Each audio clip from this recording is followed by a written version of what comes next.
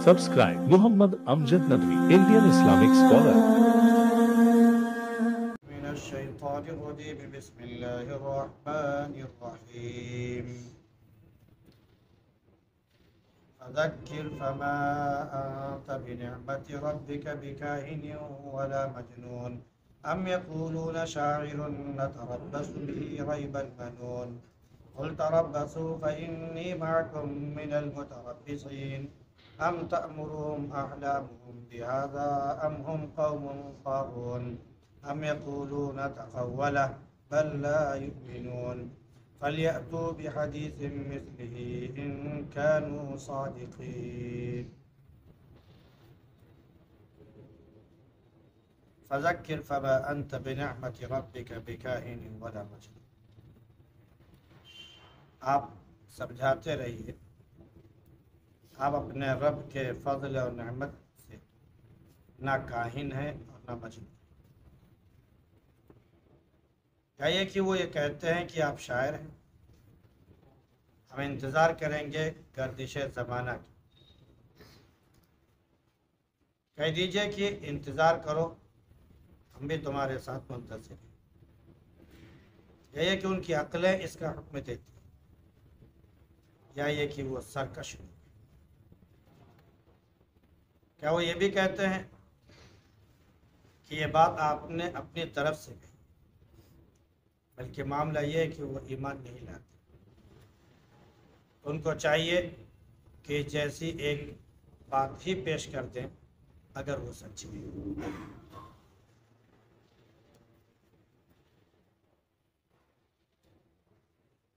गुज़िश्ता आयात में इस बात का जिक्र था कि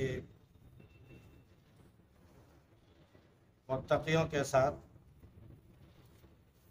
उनकी औलाद जो ईमान वाली हैं, अल्लाह रब्बुल इज़्ज़त उस ईमान की वजह से जन्नत में उनके आल औलाद को भी उनके साथ मिला दे, और जो मुत्तक़ी हैं उनके नेकियों में, उनके अमल में कोई कमी नहीं। बकिया जो लोग हैं, हर एक अपने किए में फंसा हुआ हो। और जन्नतियों को अल्लाह रब्बुल इज़्ज़त मेवे और गोश्त की फरावानी रखेंगे, जो भी वो चाहेंगे। उसमें आपस में प्याले और सागर हासिल करने के लिए झपटेंगे। इसमें ना कोई बकबक होगी, ना कोई गुनाह की बात। और उनके सामने बच्चे चक्कर लगा रहे होंगे, जो ऐसे लगेंगे जैसे कि कोई मोती है जो छुपा कर रख दी गई। और लोग एक दूसरे की तरफ मुतवज्जे होंगे और सवाल करेंगे, फिर कहेंगे कि हम लोग तो दुनिया में अपने घर वालों में रहकर डर रहे थे, लेकिन अल्लाह ने हम पर एहसान किया और जहन्नम के अज़ाब से बचा लिया। हम सिर्फ उसी को पुकारते थे और वही हकीकत में कारसाज है, नेक सलूक करने वाला है और बड़ा मेहरबान।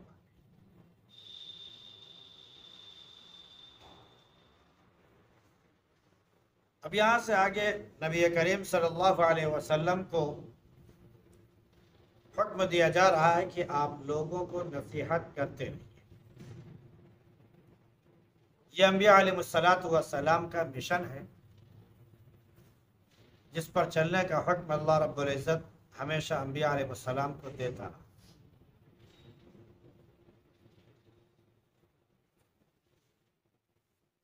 नसीहत करना, बात समझाना, ये सरदारी नहीं बल्कि एक फरीज़ा है जो अल्लाह रब्बुल इज़्ज़त ने अंबिया अलैहिस्सलाम को अता फरमाया। जब आपने लोगों को समझाना शुरू किया, अल्लाह की तरफ बुलाना शुरू किया और सही और सीधी बात लोगों को दिखाना शुरू कर दिया, तो लोगों ने आपको काहिन और मजनू कहना शुरू कर दिया। अल्लाह के नबी सल्लल्लाहु अलैहि वसल्लम बड़े कबीदा खातिर होते, उनके बातें सुन सुन कर आपको तकलीफ होती, आप कुढ़ते कि कैसे लोग हैं ये जो काहिन, मजनू, शायर वगैरह वगैरह अल्फाज से हमें पुकारने लगे हैं, हालांकि हम इनके सामने एक सीधी सादी बात और अल्लाह का जो फरमान है सिर्फ वो पहुँचाएं। तो अल्लाह रब्बुल इज़्ज़त ने अपने हबीब सल्लल्लाहु अलैहि वसल्लम का दिफा किया, फरमाया कि हमारे नबी जो है न शायर हैं, न काहिन है, न मजनून। और मुख्तलिफ जगहों पर इसका जिक्र है। यहाँ पर भी ये बताया गया कि अल्लाह के नबी सल्लल्लाहु अलैहि वसल्लम को कि अल्लाह ने फरमाया कि आप अपने रब के फजल से न तो जिनों के ज़रिए ख़बर लेने वाले काहिन हैं और ना आप मजनून।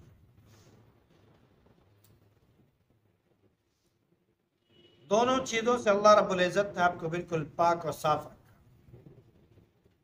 वो अल्लाह के इस कलाम को सुनते तो उनको ऐसा लगता कि ये कलाम जो है शायराना कलाम है, तो ये कहते हैं कि मोहम्मद ने शेर पेश किया है और अपनी तरफ से गढ़ लिया है।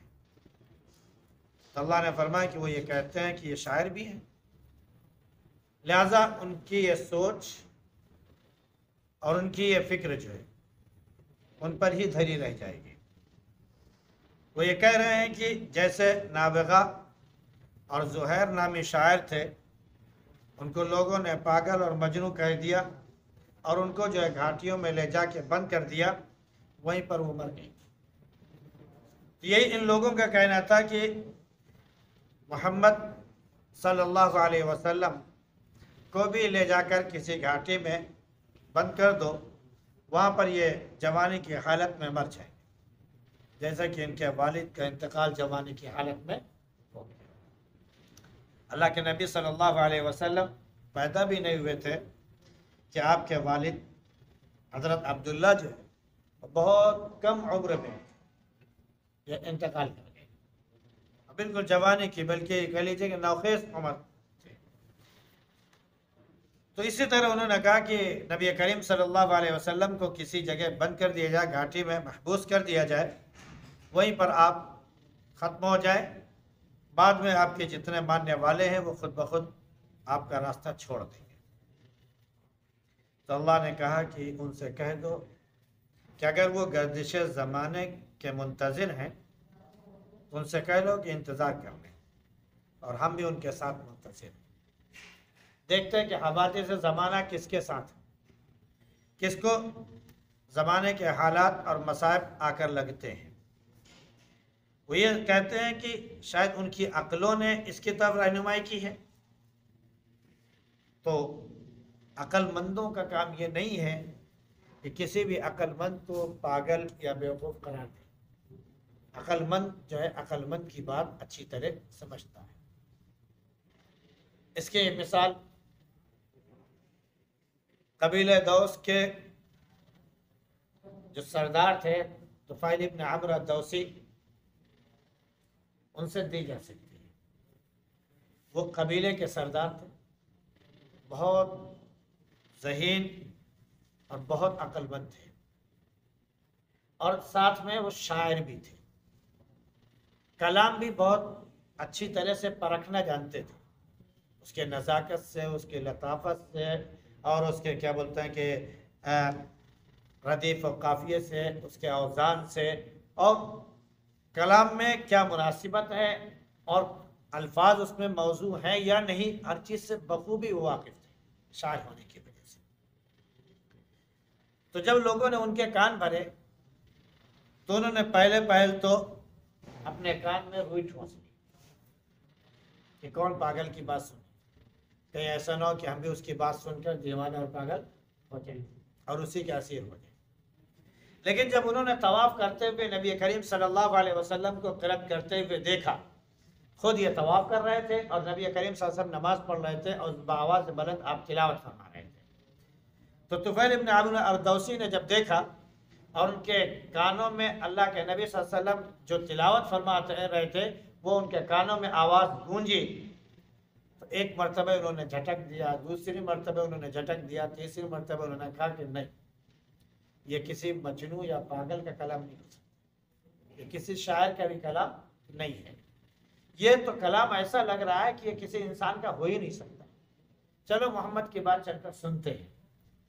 फिर अपने आप को मुखातब करके कहते हैं, है तो फैल, तू अक्लमंद है, तू शायर है, तू कौम का सरदार है, अच्छी और बुरी चीज़ में तमीज़ रखता है, चल के कलाम सुन ले, अगर अच्छा हुआ तो कबूल करना और अच्छा नहीं हुआ तो वही रद्द करके चले आना, क्या जाता है। जब नबी करीम सल्लल्लाहु अलैहि वसल्लम की खिदमत में हाजिर हुए और आपसे सुनना चाहा, अल्लाह के नबी सल्लल्लाहु अलैहि वसल्लम ने कुरान की आयत जब पढ़ी तो वो पीछे टेक लगा कर ऐसे सुन रहे थे और उसके बाद आखिर में बेतहाशा कहा कि किसी इंसान का कलाम नहीं हो सकता है, आप जिस चीज़ की दावत देते हैं आप मुझे उसमें कबूल कर लें और मुझे दाखिल कर लें। चुनांचे फौरन वो इस्लाम में दाखिल। तो अक्लमंद जो है वो अक्लमंदों की बात को कभी पागलपन या मजनू का कलाम नहीं कहता है। तो अल्लाह ने फरमाया कि उनकी अक्ल जो है ये कह रही है, इशारा दे रही है, तो मामला ये नहीं है, मामला ये है कि ये खुद सरकश है। बल्कि ये लोग तो यहाँ तक कहने लगे हैं कि नबी करीम सल्लल्लाहु अलैहि वसल्लम ने इसे अपनी तरफ से गढ़ दिया, अपनी तरफ से बनाकर पेश कर दिया। बस मामला ये कि ईमान लाने वाले नहीं। जब ये हद से आगे बढ़ गए तब अल्लाह रब्बुल इज़्ज़त ने कुफ़ार कुरैश और जो सरदारान थे, जो अपने आप को बड़े अक्लमंद, अदीब, शायर कहते थे, उनसे अल्लाह रब्बुल इज़्ज़त ने मुतालबा कर दिया, फ़लयअतू बिहदीसिन मिस्लि इन कानू सादिक़ीन, इसे कह दीजिए कि अगर ये सच्चे हैं और अपने दावे में सच्चे हैं और इसे इंसान का कलाम कहते हैं तो इनसे कह दिए कि इस जैसे एक ही बात पेश कर दी, यानी एक आयत ही पेश कर दी। कुरान ने 4 जगह पर यह ऐलान किया है। एक जगह कहा कि ला यातून बिमिस्लिही वलौ काना बअदुहुम लिबअदिन ज़हीरा, इनसे कहिए कि ये इस जैसा कोई कुरान, कोई कलाम, कोई किताब पेश कर दें। फिर अल्लाह ने कहा कि ये सारे के सारे लोग एक दूसरे के मुईन और मददगार भी बन जाएं तब भी इस जैसा कलाम नहीं।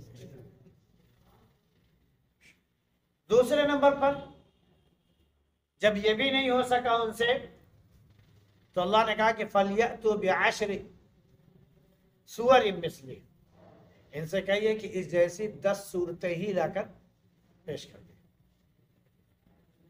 जब इस पर भी उनमें से किसी का जवाब नहीं आया तो अल्लाह रब्बुल इज़्ज़त ने और नीचे उनको गोया कि इस कुरान के जरिए अल्लाह ने मुतालबा किया, चैलेंज किया, फलियतु बिसूरतिन मिन मिस्ली, अगर इनके अंदर ताकत है ये सब के सब एक हो जाए, फिर उसके बाद सब मिलकर जुटकर इस जैसी एक सूरे ही पेश कर दें। तो कुरान में बड़ी भी सूरे मौजूद हैं, छोटी भी सूरतें मौजूद हैं, तो इस जैसे कोई एक सूरे ही पेश कर दें। जब इस पर भी वो बिल्कुल बेबस हो गए, नर्वस हो गए, तो कुरान ने चौथा ऐलान कर दिया, फलियतु बिहदीसिन मिस्ली, जो यहाँ पर कि इस जैसे एक कलाम, एक आयत, एक बात ही ये पेश करते हैं। अगर ये समझे ये कुरान का दावा 1400 साल से कायम है और ये ता क़यामत कायम रहेगा। किसी के अंदर इतनी ताकत नहीं है कि इस जैसा कलाम पेश कर सके। बस अक्लमंदी इसी में है कि अल्लाह के इस कलाम को अल्लाह का कलाम समझकर मान लें। जैसे आजकल एक खब्तुल हवास एक औरत है, उसने बड़ी अक्लमंदी की बात कही, पागलपन में उसने अक्लमंदी की बात कही थी। हिंदू में से है और आरएसएस के वो है, मेंबर है वो, कि अभी तक तो मुखालफत कर रही थी। उसने कहा कि अय लोगों, अय हिंदुओं, तुम्हारे लिए बेहतर ये होगा कि तुम मोहम्मद की सीरत को भी पढ़ो, तुम मोहम्मद की सीरत को, तरीक़े को भी पढ़ो, और एक मरतबे अगर तुमसे हो सके तो इस कुरान मजीद को भी पढ़ो। तुम अरबी पढ़ो। मैं फुला जगह से फुला जगह तक चली गई, वहाँ पर अरबी में और उर्दू में पता नहीं क्या लिखा हुआ था, हमें कुछ पता नहीं चला। तो इनके कुरान में क्या लिखा हुआ है तुम लोग इसको समझो और जानो। गर्चे वो शिद्दत में कह रही थी, लेकिन हकीकत में उसने सही बात कही थी। कि तुम लोग कुरान में क्या लिखा हुआ है उसको पढ़ो और देखो। और यही तो नबी का मिशन कि लोगों इस कलाम को पढ़ो, देखो, सुनो, समझो। ये समझे के लिए, समझने के लिए। उनमें जो विद्वान हैं वो तो खुद कहते हैं कि पूरा जो वेद मौजूद है, जो उनका क्या बोलते हैं कि सनातन धर्म है, वो टोटल अगर देखा जाए तो कुरान के अंदर समा चुका है, बल्कि ला इलाहा इल्लल्लाह के अंदर और कुरान की पहली आयत के अंदर वो समा चुका है। इसलिए हिंदू अगर इसको पढ़ते हैं, इसको अपनाते हैं, तो हकीकत में वो सनातन धर्म पर चलने वाले हो जाएंगे। बल्कि यहाँ तक उन्होंने कह दिया कि अगर सारे के सारे लोग कलमा पढ़ने लगे और कुरान पढ़ने लगे, तो हकीकत यह है कि कुरान पढ़कर उस पर अमल करने वाले और कुरान जिस पर ईमान लाने के लिए कह रहा है अल्लाह पर, उस पर ईमान लाने वाले वो अपने सनातन धर्म से बिल्कुल नहीं हटेंगे, बल्कि उस पर सही मानों में मजबूती से कहेंगे। ये अक्लमंदों की बात। उस बेवकूफ ने भी अक्लमंदी की बात कही थी। अल्लाह करे कि तमाम आरएसएस के लोगों की समझ में आ जाए और वो सब कुरान पढ़ें और हदीस पढ़ें, उसका मफहूम पढ़ें, ताकि उनके समझ में आ जाए कि ये दीन जो है, ये कलाम जो है, ये हमारे मुसलमानों का नहीं, ये तो सबका है, सारे इंसानों के लिए। जो इसको पढ़े, फॉलो करे, उसके लिए कलाम है और अल्लाह उसको हिदायत देने के लिए तैयार है। अल्लाह हम सबको हिदायत नसीब फरमाए। सुभान अल्लाह व बिहम्दिही, सुभानक अल्लाहुम्मा व बिहम्दिक, व नशहदु अन ला इलाहा इल्ला अंता, नस्तगफिरुक।